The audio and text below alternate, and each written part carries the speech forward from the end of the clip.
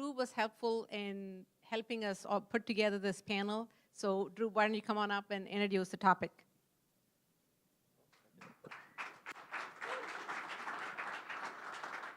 How's it going, everybody? Ready for some great AR, VR content tonight? So we've got a great panel we've put together. I really want to give a shout out to Futurist, Foundry 45, and for You Are Here and Kathy Hackle for helping me get these companies on board to show you what they've been working on. They've done amazing work, and I'm proud to show it off. I'm Drew Pierce. I run Ninja Multimedia. I also produce AR, VR content here in town. I've got a setup back there if you want to check out some of the stuff after we're done. Glad to talk to you.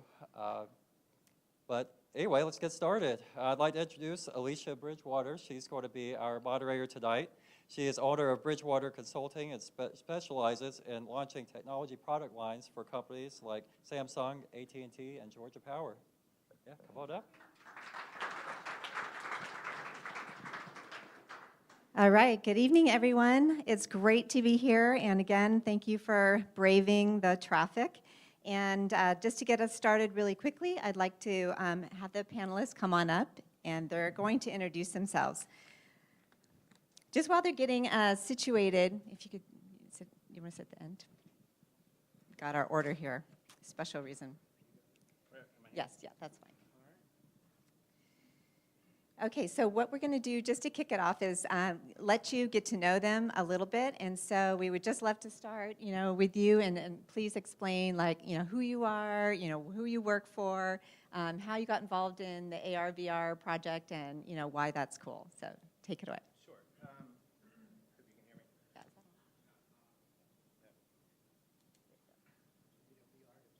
I know, right?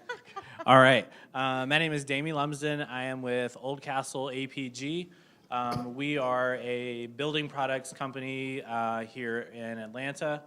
And we have several brands. Some you may have heard of, some you may not.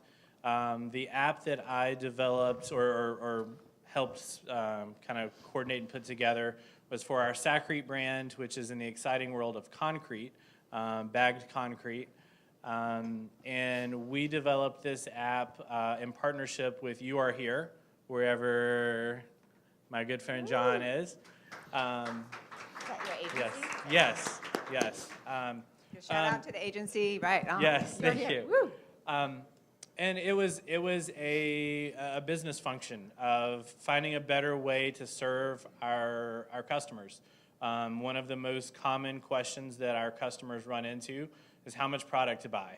When you're going to the store to buy bagged concrete for whatever project, whether you're a homeowner or a contractor, that is always kind of the biggest question. And even amongst all of our competitors, they'll all tell you that that's the most frequently asked question on their websites is everyone has a calculator, you put in your project details, it'll tell you how many bags to buy, but you're not always near a computer.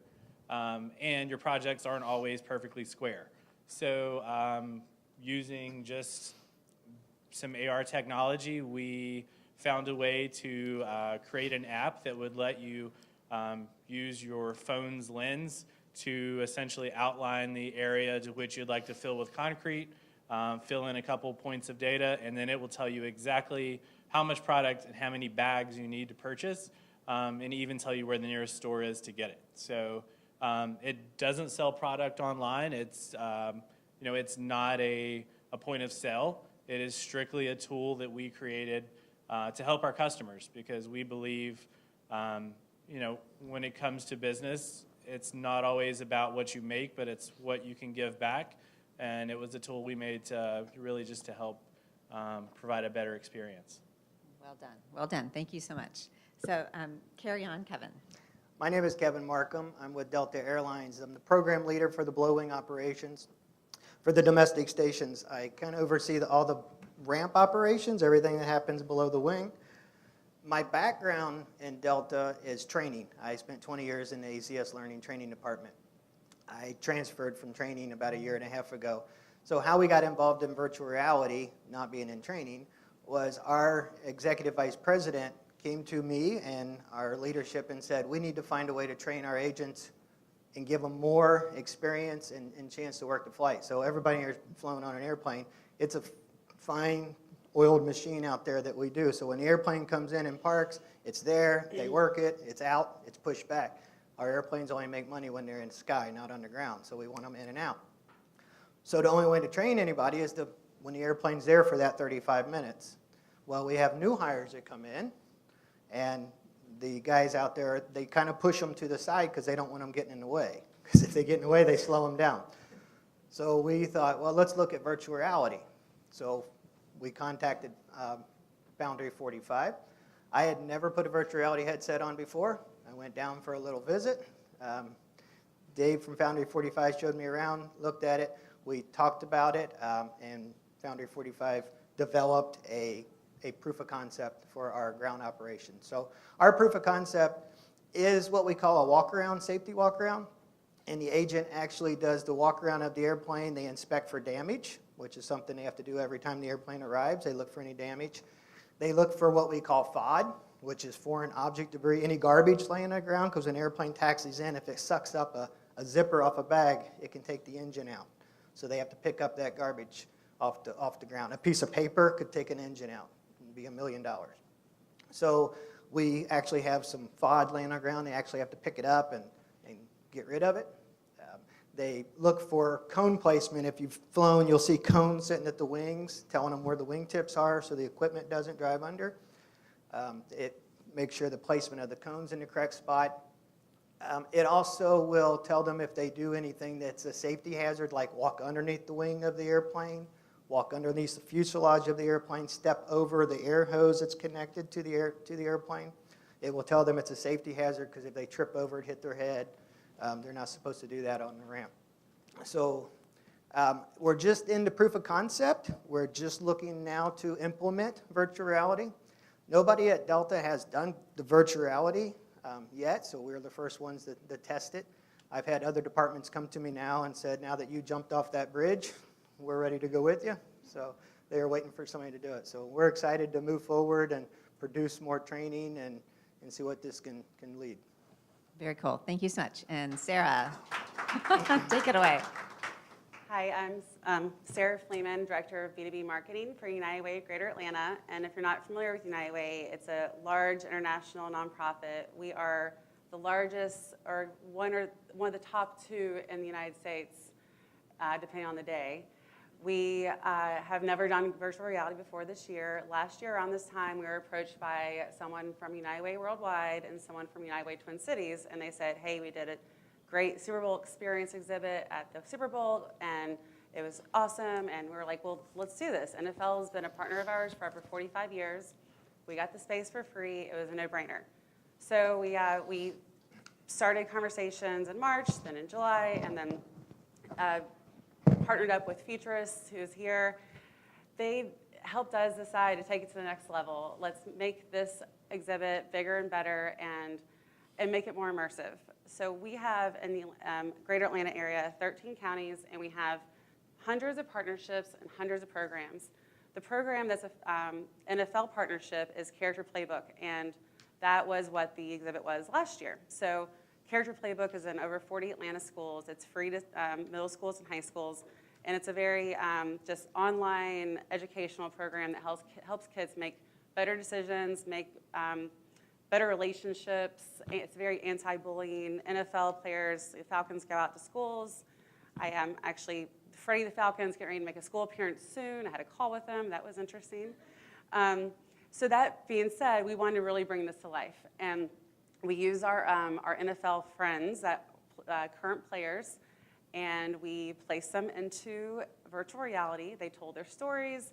They're real stories, and you're, as the virtual reality player, going through and hearing the story, and you're taken back into time. And it was a lot of fun, and it was, it took us 4 months to do the project. It could have lasted a year or more. It was one of those things that we want to do it again. Virtual reality has a great component where it really does create empathy, or maybe you want to say it's sympathy. But when you're experiencing something in 3D, it makes you feel like you're there and you're really feeling what that player went through in this circumstance. versus reading a book or watching a movie.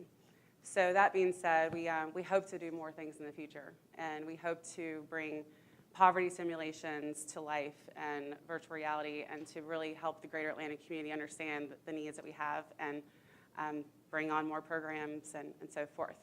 Yeah, so just as a little interesting tidbit, how many people in the audience are any kind of marketers or non-technical folks? I'm just curious, by show of hands.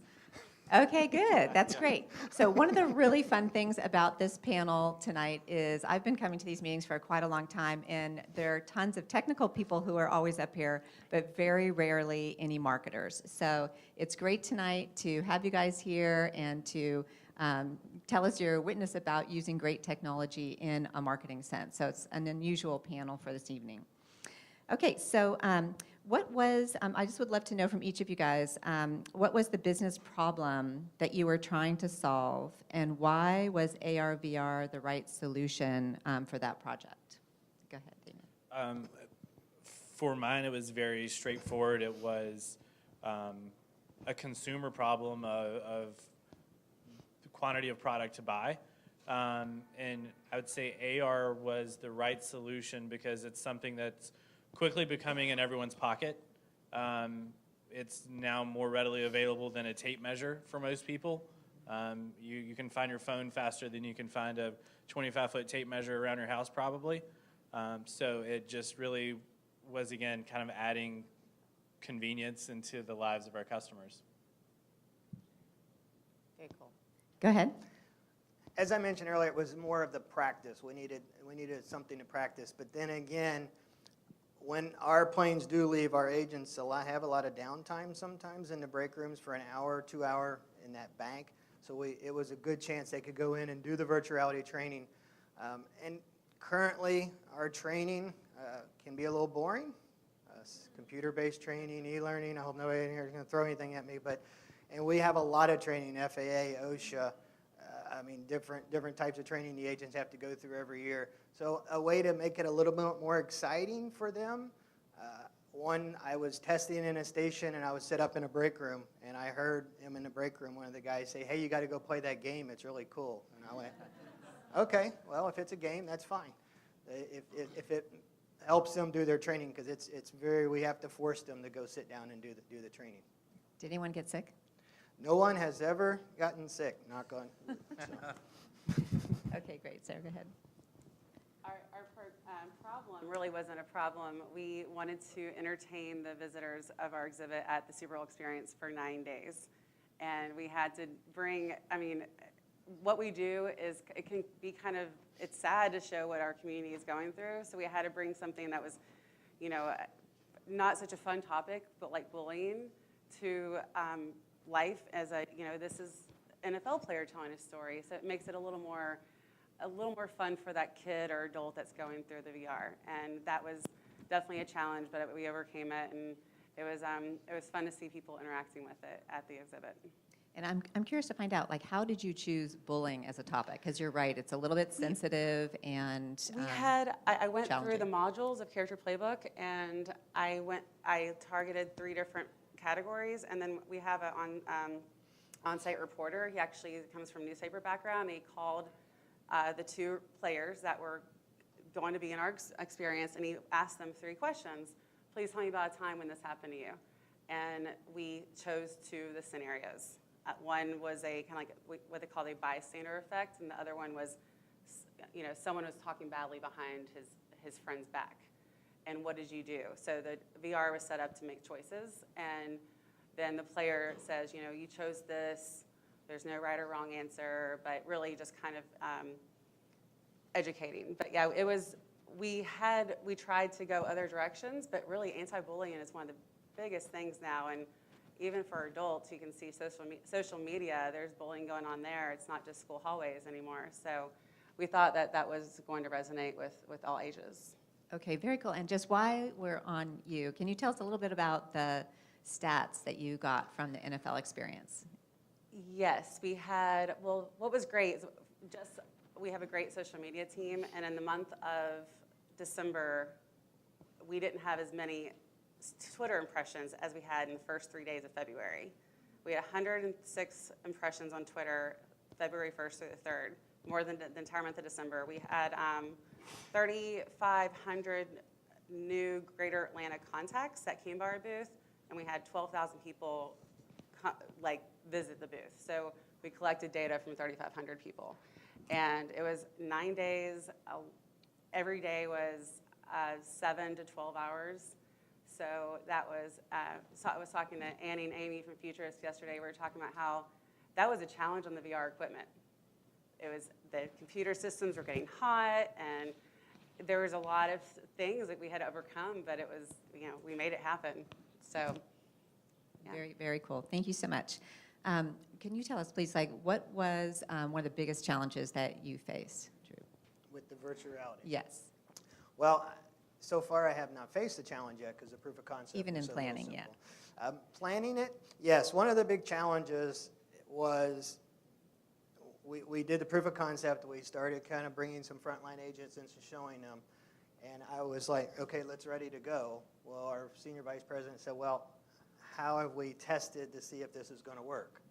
Well, there was no way of testing it to see if it was going to work because we've never used it in the airline industry, so we couldn't go to any data source. So we just had to keep bringing frontline agents in and testing it. So one of our tests that we did is we went to a station, and I sent somebody in ahead of time, and they were there secretly watching through the window from the concourse, and they watched a whole day worth of flights to see how they did. And then I went in the next day and set up the virtual reality just to say, hey, I want you to try this and see what you think. So they all went through the training module. And then we sent another agent in, or another person a week later to watch the same people work flights to see if they improved, which they did. They were improved. Very cool. I know that some folks in the audience have already told me, if you have, very quantifiable stats to how, your solution improved training. So when you say the numbers went up, what do you exactly mean by that? What I mean is we observed, like they would walk underneath the wing, I or see. they would take the shortcut and go and step over the air hose because it was a quicker way. So after they did the virtual reality, they weren't doing that. I did have one agent that I brought in, and when I brought a group in, I actually had to get with HR and give me ages. I had to get ages of the people because we wanted some, and I had one guy that had 45 years with the airline industry, worked for Delta for 45 years. And he came in, and he was kind of hesitant, and he put his headset on, and he did it. And we were watching him because when he picked up the FOD off the ground, he kept putting it in his pocket because that's what they do out there. They put it in their pocket until they get to a garbage can. So we laughed at that. But he got to the air hose, and he just clicked over it and stepped over it, and I said, that's a danger. That's a safety hazard. Well, he took the headset off, and 2 weeks later he called me. He said, I've never stepped over the air hose again since that day, and I used to step over it every day. So. Very cool. Very cool. Damien, can you tell me, just if you think about how your execution went to market, what do you think were the key elements to driving adoption for it? I mean, it's new technology. It's something different, Yes. certainly in the category you're in. We just launched barely a month ago, so I would say we are still in that phase at this point. Okay. And it's really getting the word out, especially when your app is not generating revenue. You have to find creative ways to, kind of spread the word, because it doesn't necessarily make financial sense from a business standpoint, to put a bunch of money in pushing something that's not generating money. So that's probably something that we're working through now. And you've said that a lot of your product is sold through the basic retailers that we all go to, Home Depot, Lowe's, et cetera. Did they support, your app in any way, or encourage, presentation of your app within the retail environment? All of our retail partners encourage our brands to be very innovative. So, I wouldn't say it was a direct ask by any means, but they're always encouraged to see their partners coming up with new things, and it's something that even their store personnel can recommend. We were having that conversation today. Even at the pro desk at the counter, they can say, use this app to help calculate how many bags you need. So it really helps not just the consumers but the retailers as well. And can any of you guys speak to what was the effort to get, your leadership behind it, or whoever you had to go to funding for? Was it, generally embraced as a new, cool idea and something that, would reinforce your brand's, technology or emerging technology space, or was it a real sell? For us, we wanted to do something completely unexpected and something that you would not associate with United Way, and that was one way that we sold it to our leadership. They wanted to be a part of the Super Bowl. They wanted to do something cool. We've been known for workplace campaigns for the past 100 years. So this is a new avenue for us, and we're excited to take it further. And we've gotten our leadership engaged with where they want to do other projects like it. So That's very cool, very cool. So just thinking of all the folks in the audience who may be interested in pursuing AR, VR in their career, or even launching a project, like you all have, do you have any advice for folks, or, how would you go about, telling them what tips from the top you might have? It's okay, Damien, you can start.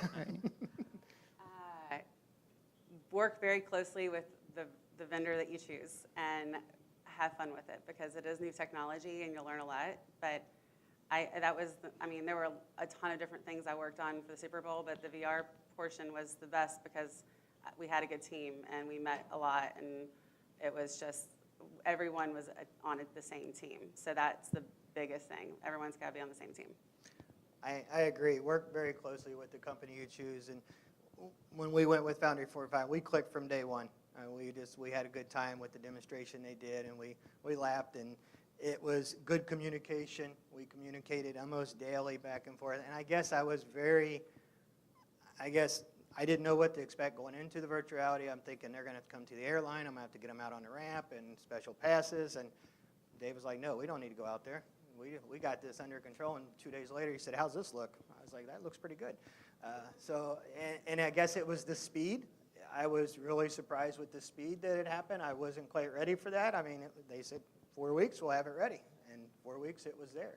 So our leadership really, really liked that, because we were expecting months. I was thinking this would take 3 to 6 months. And it sometimes can take a year to write a training manual. And here we produced. And what was good is if there was a change, they would send it, and I would look at it and go, can we move the cone? And 5 minutes later, they'd say, how's that look? And that looks good. We moved it. So. Or have provided us is, what skills do you think you personally gained from this project that you may be able to take elsewhere in your company or elsewhere in the industry? Okay, I'll jump in on that one. I think this was a great reinforcement of selling the project internally. We can sit down with those guys and brainstorm on all the great things that we can do and all the problems we can solve, and Lord knows we can think of all the cool techie things to build into the app. But at the end of the day, it kind of comes back into what can you take back to the headquarters and report back as progress. So I would say one of the things that I took away and would definitely advise anybody who's getting into building an AR app or a VR app is keep track of the metrics that you can report back into, because you need that buy-in from above you when you get back to continue going down the road. So, for me, it was, I think, learning to think differently about our work and think more innovative and using more emergent technologies. And in addition to virtual reality, we also use the Georgia State Biometric Capturing Studio, and now we're looking at all the different types of ways to incorporate technology into what we do to demonstrate what we're doing for the community. And that's, like I said, I would love to do more projects, and hopefully we can get some grants to do some more things in our space. So I think really just opening, and not only opening my eyes to it, but opening the entire organization's eyes to it. Mine would be the same way, opening the leadership's eyes to innovative ways to do things. Like I said, once I started doing this, I had other teams come to us. One team in particular, the HR, the hiring team that does the onboarding for the new hires, they actually came to me and wanted to talk about maybe this is something we could look at for our new hires, because you have to remember when we hire somebody in Boise, Idaho as a ramp agent, they probably will never make it to the Delta headquarters. There's probably not a chance. They get trained in Boise, they stay in Boise, they don't leave. There might be a chance they come here, but we don't bring them to Atlanta and give them a tour. So they don't get to see the headquarters. They don't see what it's about. They don't get to see the museum. They don't get to meet everybody like we do. We're walking through the halls every day past the CEO and all the vice presidents. So it was a way maybe to do a virtual reality onboarding to say, welcome to Delta, and give them a tour and let them see everything, get them excited about the company, and let them stop. And Ed Bastian would say hello. And I don't know if you guys see Ed Bastian. He is very big on innovation. He likes his innovation, and he is excited about this. So that we have that support behind us. And one of his goals for this year was innovation. So I said, good time to strike with virtual reality was the year. That's one of his goals. So. Okay, one of the last questions that we have, and if you guys, while we're going over this last question, please do submit to Slido, if you remember slido.com, and then put in R177, and we'll take your questions. So do you guys have any interesting questions? I remember, or comments, Sarah? I remember you had a good story about how this project ended up in your lap. Yes, and we were talking about how marketing got involved with virtual reality, but it really, for us, it was Super Bowl, and it's a one-off, and I was invited to a meeting, and I was like, I couldn't turn this down, absolutely not. So it was one, I just ran with it and got everyone involved that needed to get involved, but I'm over B2B marketing, and it really sounds like a B2C type of play, but I'm glad that I was able to experience it. And the way it ended up in my lap, like I said, I came from the training department. I left the training, and I came to a new position, and it was a brand new position that they created under our senior vice president. And my first day at work, she called me in and said, so what do you want to do? I said, I don't know, I'm here, you got me. So she said, well, you have a good background in training, let's work on that. And I said, how about virtual reality? And she said, nobody else is doing that? I said, no. So she said, double check. So I called around, and they said, no, we're not working on it. And I said, let's look at it, and we went from there. Good, thank you. Okay, so we've got a couple questions teed up here from Slido. I'm just curious to know, before we jump into this, how many people have been involved in a virtual reality project, not including the agencies, but okay, cool. So it's definitely a few of you, definitely, getting out there. So you could send us your cool stories too. Okay, so the first question, would definitely, I think, be for you, Damien. How accurate is the app guessing the correct amount of cement? Somebody's got a project out there, apparently. And John can probably help with the specs, but I believe it depends on the device and the software you're running. But I believe we're down to within, was it 2% or something of actual measurement? But if I remember the conversations, it definitely depends on the device, the hardware and software that you're actually running it on, as far as how well it can detect the planes and points to do the math. It's a free app, and it's available for iOS and Android. Everybody should check it out. It's called Sakrete. Absolutely. Sakrete, S-A-K-R-E-T-E, free app. Download it, try it, tell your friends, spread the word. I'm going to use it. Please do. I'm going to use it, yes. Yeah, this means you only have one trip to Home Depot as opposed to like 2 or 3 to get the project done, right? Okay, cool. Let's see. What B&B is Delta's expectation for cost savings by using the VR for training? So what's Delta's expectation for cost savings? Well, I don't have a number for cost savings.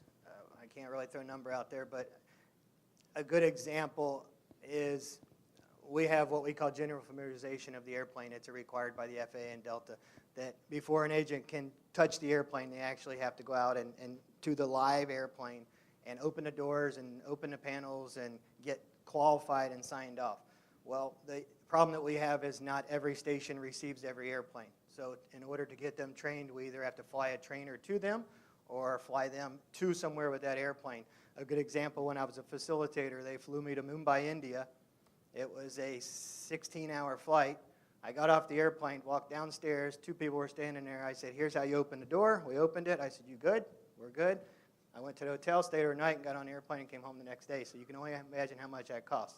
That was probably about a $5,000 trip where we could have put the virtual reality headset on. They could click on the 757, do the hands-on opening up, and qualify and be done.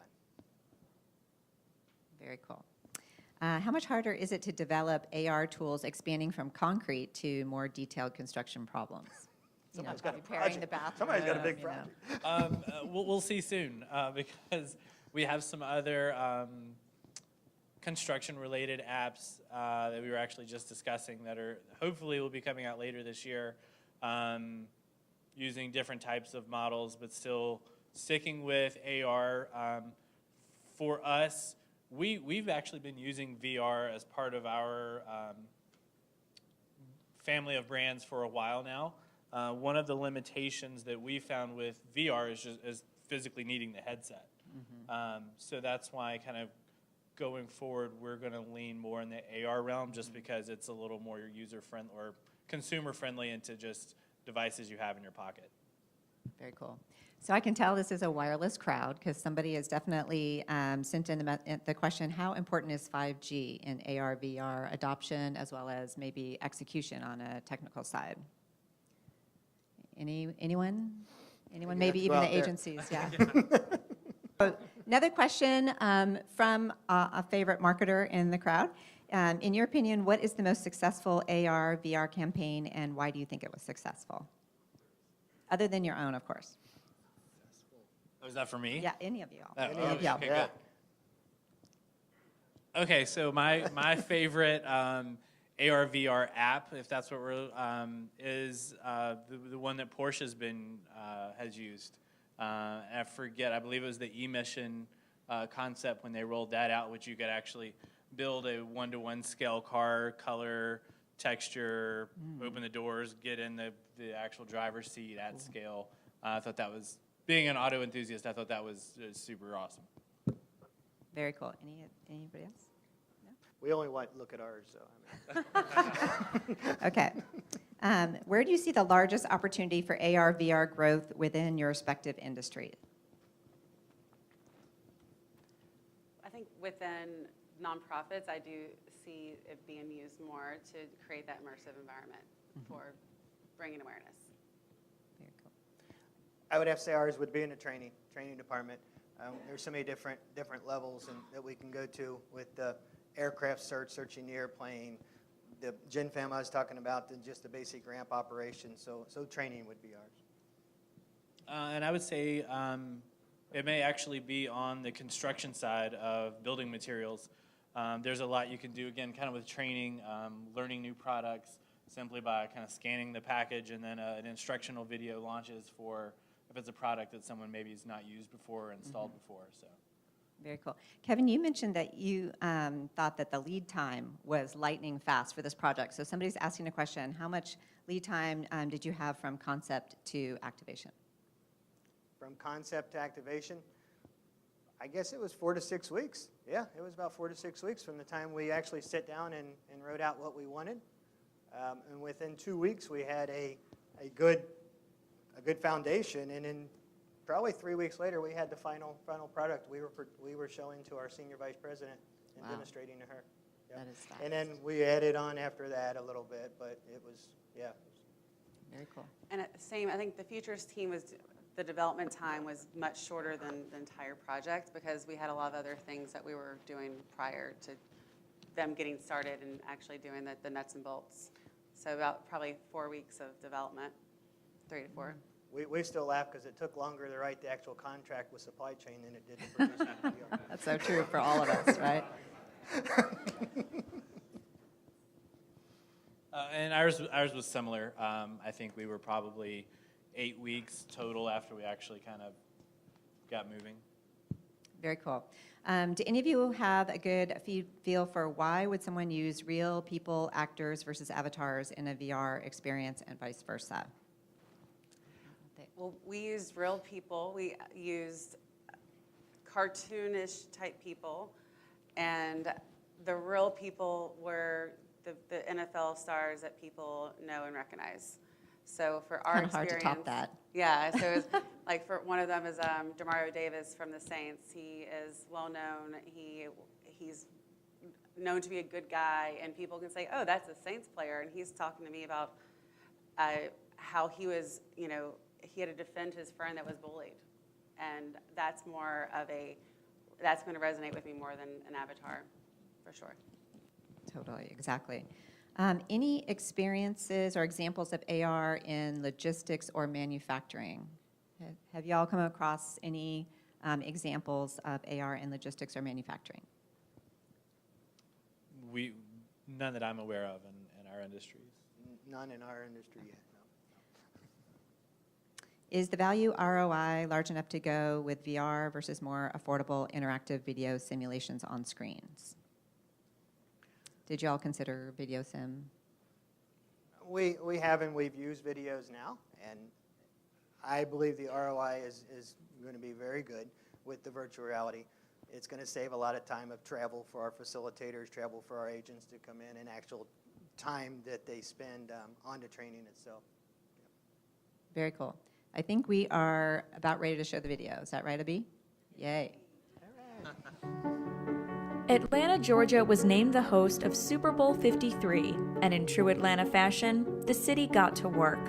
United Way of Greater Atlanta wanted to create something unique that highlighted the Character Playbook, a digital learning platform designed to help middle school kids learn how to make tough decisions in challenging situations and develop healthy relationships. The Character Playbook is produced in partnership with the NFL and EverFi. Futurists, an interactive experience studio, joined the production to push this story to another dimension, in virtual reality. The team took past middle school experiences from NFL players Demario Davis and Lorenzo Alexander and weaved their stories into a branching choice-based narrative. The development team created all of the assets from scratch, including stylized character designs, environment creation, including a virtual Mercedes-Benz stadium, and motion capture sessions to act out the scenes. The virtual reality production team implemented state-of-the-art volumetric capture in partnership with Georgia State University's Creative Media Industries Institute.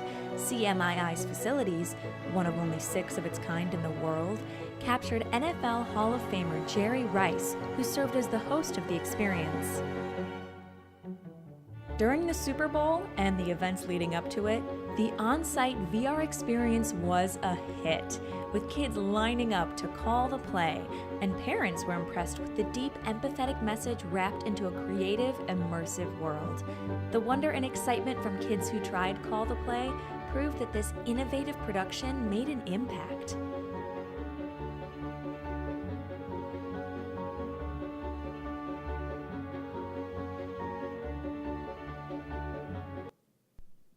Very cool. What do you guys think?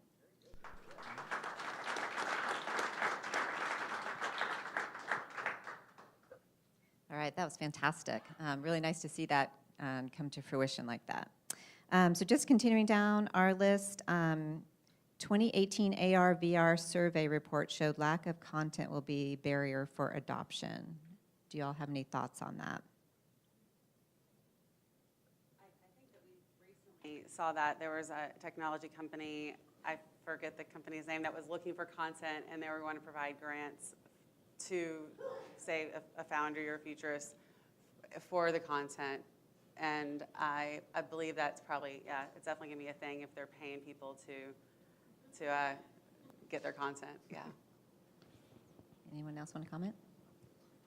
I mean, I agree. Content is going to have to be there to push it. I think that's why you see a lot of social media platforms using, everyone's building in augmented reality, whether it's a face mask or, all of the different little things you could do on Facebook now with adding character faces. Right, I mean, avatars. everyone's looking for a way to kind of add it to their platform. Personalized. Yeah. So, and I think it's good. It's going to push things forward. Yeah, I agree.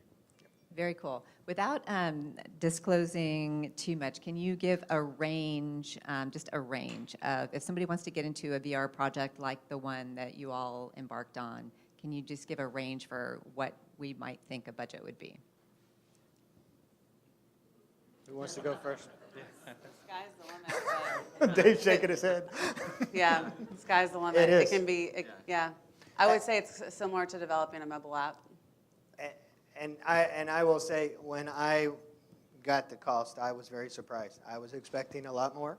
And when I produced it to our executive leadership team, I think the first response was, really, that's it? What are we going to get for that? They were a little skeptical, like, that's pretty cheap. We were thinking it was going to be a whole lot more money, and we were very surprised. So that's why they kind of took off with it. It was like, sure, let's do this. It's the cost is down, not that much. It's going to be fast, and we'll know in 6 weeks if it's worth doing. I mean, and you know, large companies, they drop a lot of money on things that just don't work, and we just write it off. So we were very surprised with the cost. And it's same boat. It was very surprisingly, budget friendly to get off the ground. I would say something that you said was something I ran into when you mentioned similar to a mobile app. That was one of the things that actually went around in our office when I was kicking the project around. Was there was someone who said, "Oh, I know, why are we looking at this? I know some company down the street that can make any mobile app for a handful of dollars." So that was a conversation that we had to have internally. Was this is different than just a mobile version of your site? It's like you could go from like a low-end mobile app all the way to it's like a mobile app with more bells and whistles. Yeah. Very cool. Did your employees, how did they view the training, the VR training that you created? What was their feedback, or did they view it as a gimmick, or were they excited? Did they think it was cool? No, actually, last year we probably put 300 of our frontline agents through the VR, and I can honestly say I had 0 negative feedback. Out of 300 of them, every one of them took the headset off and was amazed with what it was. They felt like they were out on the ramp in the live environment, and like I said, sometimes they'd walk up to the airplane and put their hand out like they were leaning down. Our chief operating officer, he's a very tall guy. He had it on, and he kept ducking, not to hit the airplane, and he was but I mean, no negative feedback at all from any of the agents, frontline, from, like I said, guys were 45 years all the way down to a year with the company. They were very excited about it, and I get a lot of emails every day wanting to know, when is it coming, what's going on with virtual reality, and to this day I have vice presidents that walk by my desk and stop and say, what's going on with virtual reality? Are we moving forward? I mean, what's going on? And we laughed when Dave with Foundry 45 would bring it over, and we'd sit it up in a conference room just to test it. We actually had to shut the door and lock it to keep people out, because if they saw it, they'd walk by, and the next thing you know, we'd have 15 people in the room wanting to do it, and we had a 30-minute block of time. So we were like, no, it's not ready yet. Very cool. Just for the more nerdy folks, it says in the crowd, could you please comment on what development tools were used? Unity, 3D, Unreal, or AWS Sumerian? Features use Unity, and a lot of other pieces, types of software were used to develop the different pieces as well. So. I would say nerdy people in the crowd get with John afterward, and he'll walk you through it. I didn't ask the details. Andy provided a list to me just in case I needed to answer the question. So. Okay, very cool. That's pretty much the end of the questions. Anything else for tonight, or are we our wrap?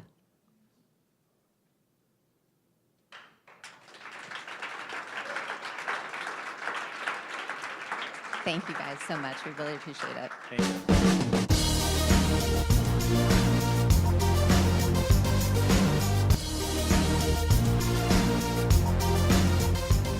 Thank you.